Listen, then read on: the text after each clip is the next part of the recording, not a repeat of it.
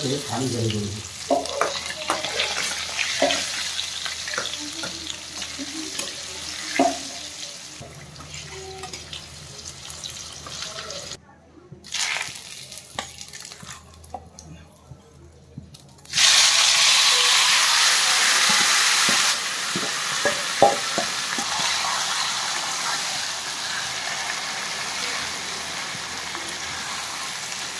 চিকেনটাকে ভালোভাবে ম্যারিনেশন করে নিয়ে তারপর আমরা চিকেনটাকে তেলের মধ্যে ছেড়ে দিলাম।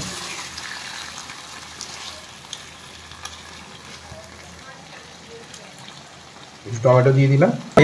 মাংসের যে কালারটা সেটা খুব সুন্দরভাবে আসবে। মাংসটাকে ঢেকে দিলাম। এর ফলে কি হবে, মাংসের মধ্যে যে জলটা আছে না সেটা আস্তে আস্তে কিন্তু বেরিয়ে যাবে। ইতিমধ্যে কিন্তু মাংস থেকে যে জলটা ছিল সেই জলটা কিন্তু ছেড়ে দিয়েছে।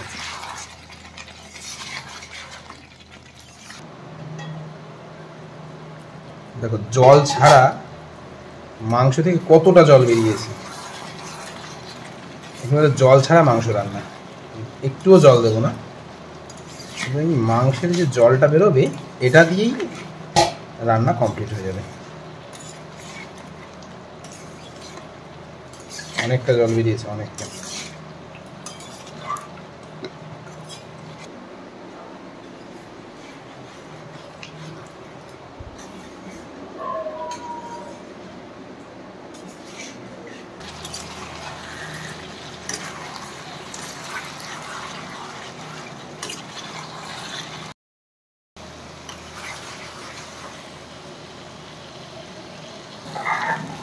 ব্যাস, আমার জল ছাড়া রান্না কমপ্লিট।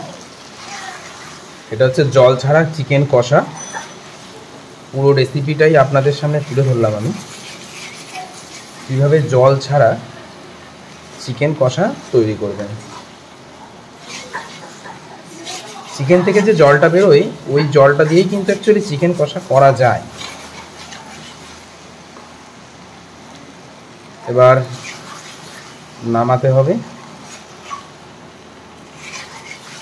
নামালেই রেডি।